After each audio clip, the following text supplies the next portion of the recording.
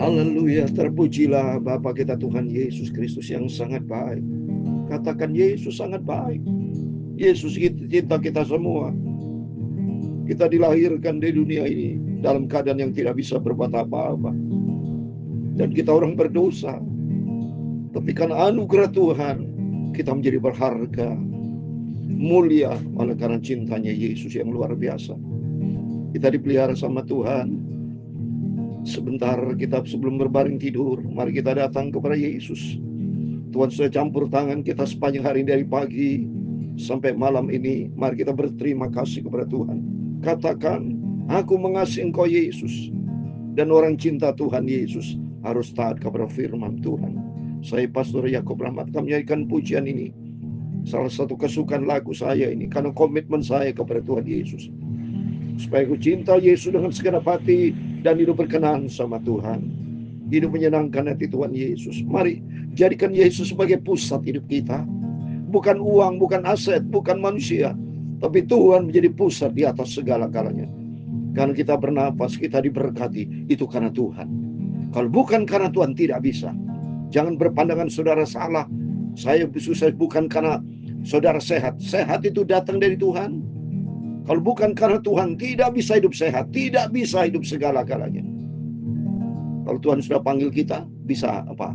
Ada orang yang meninggal bisa menghidupkan dirinya? Tidak bisa. Ya, oleh itu mari jadikan Tuhan di atas segala-galanya. Cintai Tuhan Yesus. Tempatkan di atas tempat yang tertinggi di atas segala-galanya. Prioritaskan Tuhan di atas segala prioritas. Dan pada malam hari ini, puji Tuhan, saya mau baca Timotius pasal 3 ayat 1-7 tentang seorang pelayan Tuhan harus hidup baik dan benar di hadapan Tuhan, di hadapan manusia, di hadapan manusia internal dan eksternal, supaya hidup kita layak melayani pekerjaan Tuhan, tidak menjadi batu sandungan, tapi hidup kita menjadi berkat untuk kemuliaan Tuhan. Aku mengasihi Engkau Yesus dengan segenap hatiku, haleluya. Aku mengasihi Engkau Yesus dengan segenap jiwaku, haleluya. Ku renungkan firman-Mu siang dan malam, ku pegang perintah-Mu dan ku lakukan. Engkau tahu ya Tuhan, tujuan hidupku hanyalah untuk menyenangkan hati-Mu. Mari kita mau hidup menyenangkan hati Tuhan. Saya kemarin menyampaikan firman Tuhan di Bursa Efek Jakarta dengan tema hidup yang berkenan di hati Tuhan. Hati yang memperkenankan hati Tuhan. Biar tahun ini adalah tahun perkenanan Tuhan. Biar hari-hari Bapak Ibu melangkah dalam langkah hidup yang berkenan layak kepada Tuhan. Cintai Tuhan Yesus.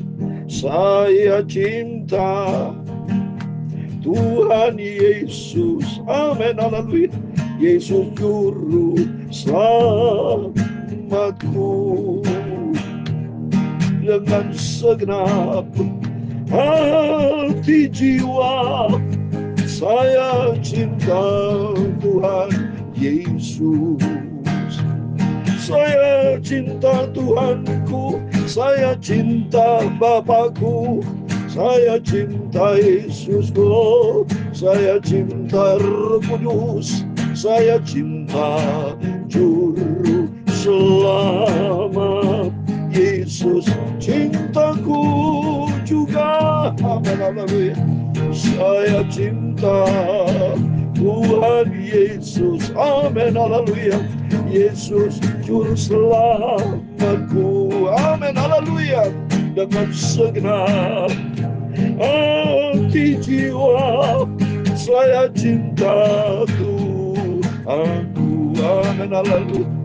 Saya cinta Tuhanku, saya cinta Bapakku, saya cinta Yesusku, saya cinta Roh Kudus, saya cinta Juru Selamat Yesus. Cintaku juga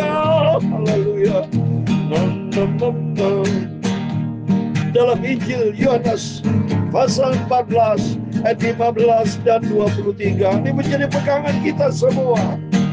Jikalau kamu mengasihi aku, kata Yesus, kamu akan menuruti segala perintahku. Amin, haleluya.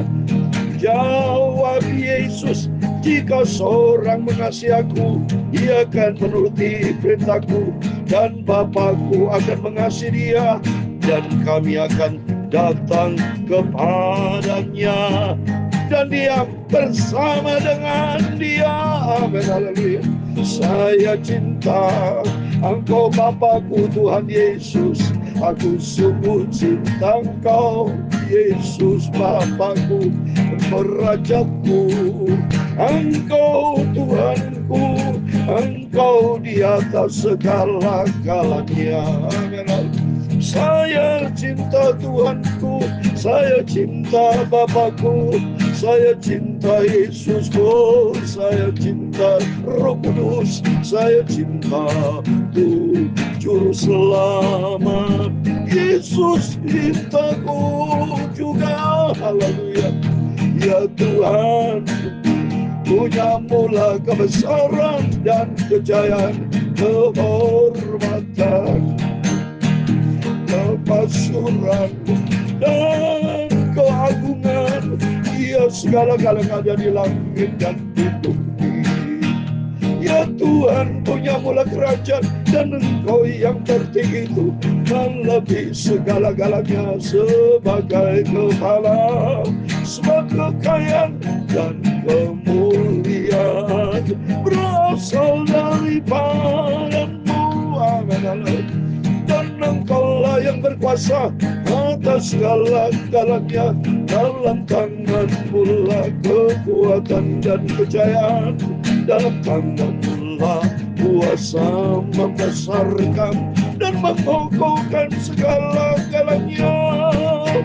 Sekarang ya Allah kami, di dalam nama Tuhan Yesus Kristus, kami bersyukur kepadamu dan memuji nama-Mu yang agung itu. Itulah Tuhan Yesus Kristus.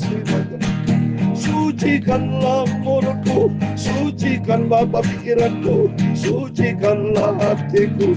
Malam hari ini kami mau baca firman-Mu, sumber kehidupan. Ampunilah semua dosa salahku Bapa. Kami percaya Engkau hadir bersama kami, Bapakku Yesus yang sangat mencintai. Ku menyembah sujud daripada Engkau, ya sekian maka ya sangat. Tidak ada pribadi lain yang terindah dalam hidup kami, Bapa. Hanya Engkau, Yesus, yang pelihara hidup kami, yang memberikan nafas, yang mengizinkan kami melayani pekerjaan Tuhan. Ini anugerah Tuhan.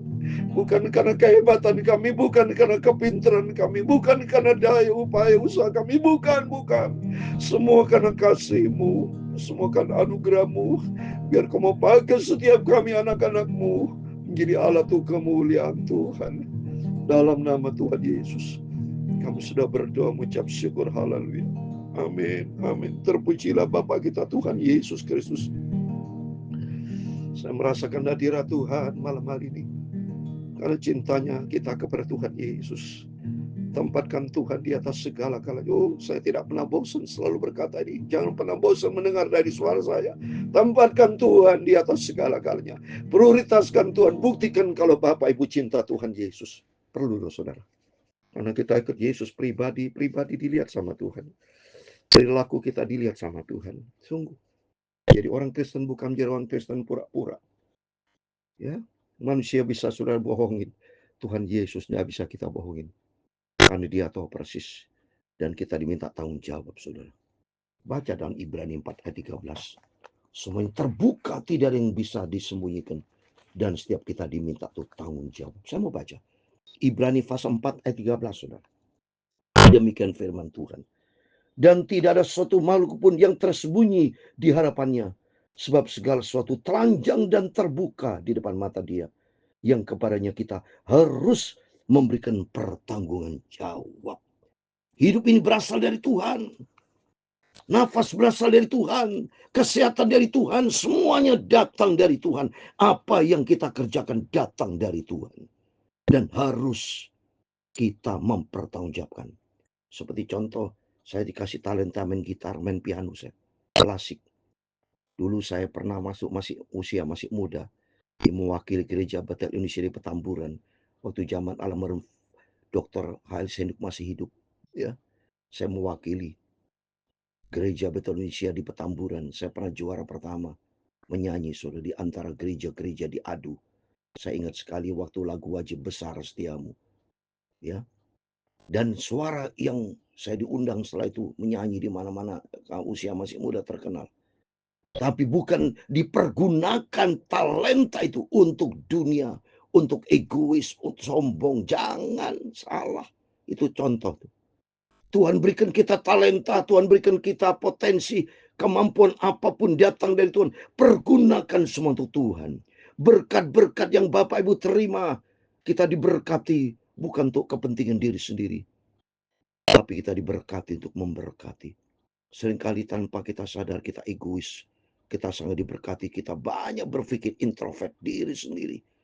Diri sendiri, tidak memikirkan orang lain, tidak memikirkan pekerjaan Tuhan. Salah Bapak, pergunakan semua untuk Tuhan. Ya, sebab hidup ini berasal dari Tuhan. Baca di dalam Roma pasal 14, saya mau baca. Ya, hidup ini milik Tuhan, mati dan hidup adalah untuk Tuhan. Saya mau baca supaya jelas Bapak Ibu. Roma 14 ayat 8, demikian firman Tuhan. Sebab jika kita hidup untuk Tuhan. Ini hidup untuk Tuhan. Dan jika kita mati untuk Tuhan. Jadi baik kita hidup atau mati, kita adalah milik Tuhan.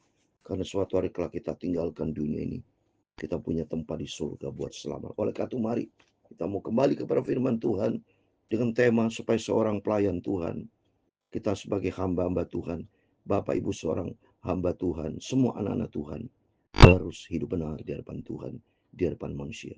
Ya, saya mau baca 1 Timotius 3 ayat 1 sampai 7 supaya hidup kita berkenan sama Tuhan, ya, layak, supaya tidak menjadi batu sandungan, ya. Syarat-syarat bagi penilik jemaat. Benarlah perkataan ini, orang yang mendaki jabatan penilik jemaat menginginkan pekerjaan yang indah. Almarhum Papi Mam yang saya cintai dalam tahun 1942 sudah melayani pekerjaan almarhum saya, zaman Belanda dulu, dan menggembalakan gereja yang saat ini saya kembalikan gereja Betel Kristus di Jember. Saya bolak-balik Jember, Jakarta, dan keliling berapa kota. Saya pelayanan terus melayani pekerjaan. Dan saya sebagai hamba Tuhan, seorang gembala, harus benar di hadapan Tuhan, di hadapan manusia. Di hadapan manusia yang terdekat keluarga. Harus benar saya di depan istri. Harus benar di hadapan anak-anak. Harus benar di hadapan tetangga-tetangga dimanapun saya berada. Karena orang lain melihat, saudara. Ya, seorang penilik, seorang majelis, dulu istilahnya majelis, ya, seorang para diaken, panatua, pelayan-pelayan Tuhan. Yang penting di sini, pelayan Tuhan harus benar. Saya ini juga buat saya pribadi harus benar di hadapan Tuhan, di hadapan manusia, di hadapan manusia internal, eksternal. Internal dengan keluarga, eksternal orang lain kan melihat, saudara. Ya, orang lain melihat, saudara. Jadi jangan sampai kita nih jadi batu sandungan. Maka benar perkat ini, kalau mengedaki jabatan seorang pendiri jemaat, pelayan Tuhan, pekerjaan itu pekerjaan indah.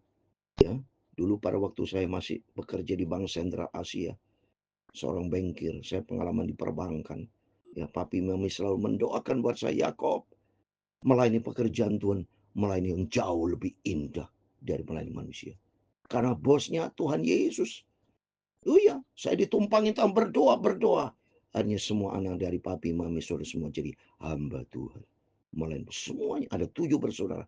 Semua melayani pekerjaan jadi pendeta, hamba Tuhan. Sampai saat ini. Saya tidak ada bisnis Anda selain melayani pekerjaan Tuhan. Satu-satunya Tuhan Juru Selamat yang pelihara hidup kita. Semua dicukupkan sama Tuhan karena Tuhan Maha tahu, Dia tanggung jawab. Dalam Filipi pasal 4 ayat 19, Allah akan memenuhi segala keperluanmu. Wah, dahsyat, saudara. Harus punya pengalaman pribadi. Kalau kita cinta Tuhan Yesus, pasti punya pengalaman pribadi. Betapa indahnya melangkah bersama dengan Tuhan. Maka harus benar, saudara. Karena melayani pekerjaan Tuhan, melayani pekerjaan yang indah. Dalam Yohanes 12 ayat 26, Orang melayani pekerjaan Tuhan itu dihormati oleh Bapa loh saudara. Maka semua akan melayani pekerjaan Tuhan. Saya memandang Tuhan Yesus bukan karena uang, bukan menjadi hamba Tuhan, menjadi hamba uang, jangan. Tapi menjadi hamba Tuhan yang benaran. Supaya hidup kita menjadi berkat. Baca Yohanes 11, 12 ayat 26. Saya mau baca. Yohanes 12 ayat 26. Barang siapa melayani aku, ia harus mengikut aku. Dan di mana aku berada, di situ pun pelayananku aku berada. Di situ pun pelayananku akan berada. Barang siapa melayani aku, ia akan dihormati Bapa ini. Ikut melayani pekerjaan Tuhan, harus ikut Yesus. Kalau ikut Yesus, ikuti firman Tuhan. Bukan ikutin gaya dunia. Saya tidak sependapat kalau hamba Tuhan dengan gaya dunia. Lebih bagus kalau hamba Tuhan saudara mendengar firman Allah yang sangat diberkati semua dari aspek materi. Bagi buat hamba Tuhan yang di daerah. Bagi saya sendiri kalau diberkati, ingat hamba Tuhan yang lain dan kekurangan harus saudara. Ya, uang tidak kita bawa, kalau mati tidak dibawa. Tapi perbuatan baik kita dilihat sama Tuhan. Hidup kita menjadi berkat. Karena melayani pekerjaan Tuhan dihormati oleh Bapa. Oleh itu, ya, mari kita melayani Tuhan dengan sungguh-sungguh, ini pekerjaan indah. Ayat yang kedua, kantor penilai jemaat harus seorang yang tak bercacat, suami dari satu istri, dapat menahan diri, bijaksana, sopan, suka memberi tumpangan, cakap, mengajar orang. Jelas ini itu ada. Aturan-aturan kita melayani pekerjaan Tuhan, seorang pelayan Tuhan, sudah saya katakan, harus benar di hadapan Tuhan, vertikal dan horizontal di hadapan manusia. Di hadapan manusia ada dua, internal, eksternal. Internal, maka dikatakan harus satu istri, ya, sopan, menahan diri, bijaksana, sopan, suka memberi tumpangan, ini eksternal. Cakap mengajar orang, eksternal, saudara. Supaya di depan orang kita menjadi berkat. Bukan peminum, bukan pemabok, melainkan peramal pendamai, bukan hamba uang ngani, bukan hamba uang, tapi hamba Tuhan, hamba Kristus. Ya, tapi mami almarhum saya melayani pekerjaan Tuhan sudah lebih dari 70 tahun. Ya. Kalau hidup sudah umurnya saat ini sudah 100 tahun lebih, saudara. Tapi beliau sudah dipanggil sama Tuhan sejak tahun 2013, usia 90 tahun. Melayani pekerjaan Tuhan sudah 70 tahun lebih, melayani pekerjaan Tuhan. Dari tahun 42, saudara. Melayani pekerjaan terus.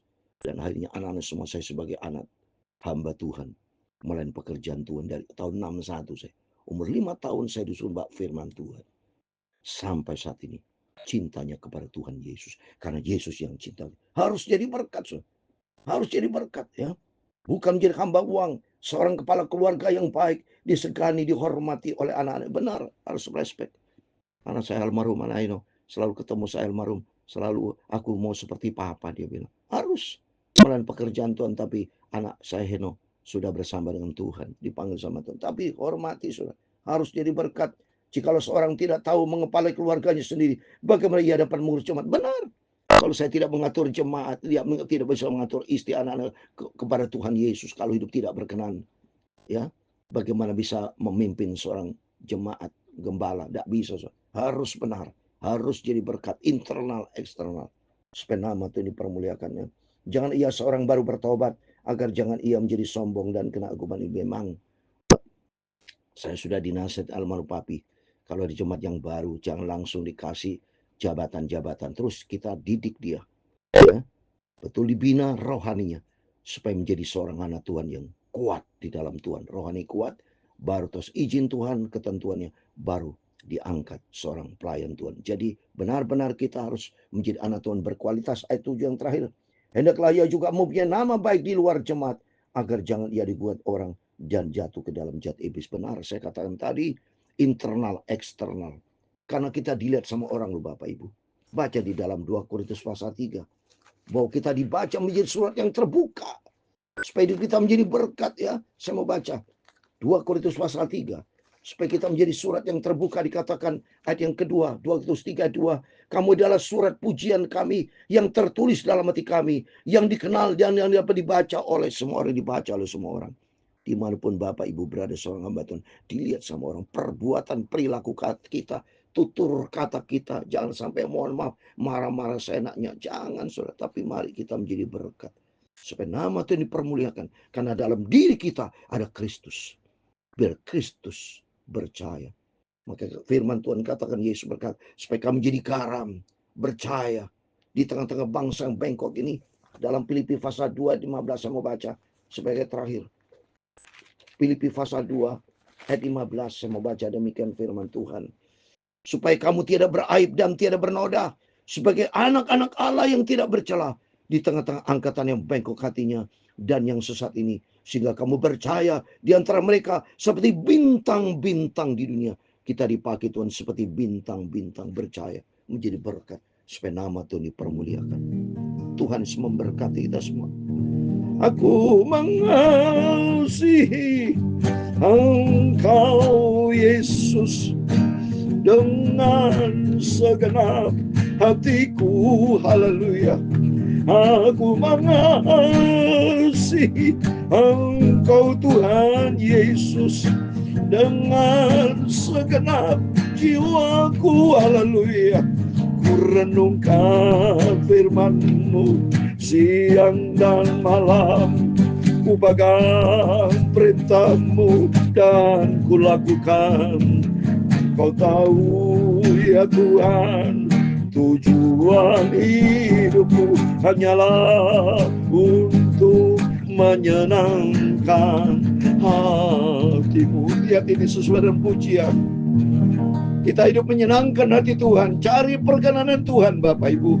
Biar hari ini hari Bapak Ibu dalam pergumulan, dalam pekerjaan, dalam apa juga, pikirkan selalu hidup yang berkenan di hadapan Tuhan.